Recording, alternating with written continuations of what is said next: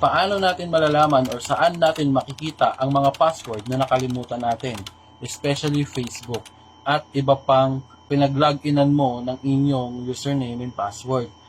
Kahit TikTok, kahit Instagram, or kahit ano pa yan, malalaman mo. Panoorin mo to.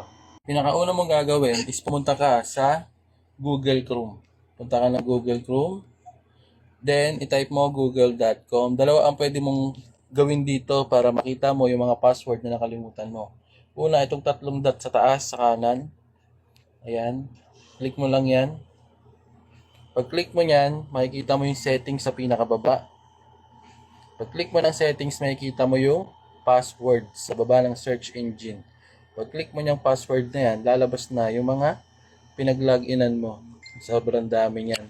At iba-iba yan. Makikita pag kinlik mo yan, lalabas yung password dyan. Diba?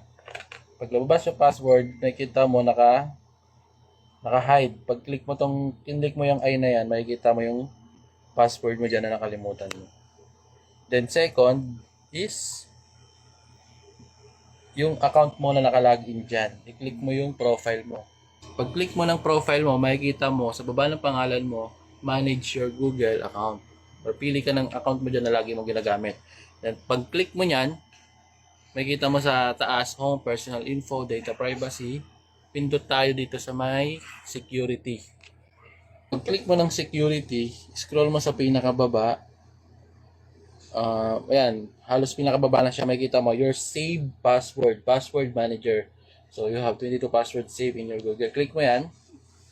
Then pag click mo yan, makikita mo na lahat ng pinag-loginan mo at passwords na nakalimutan mo. Example, ito. So, syempre, login mo yung password mo.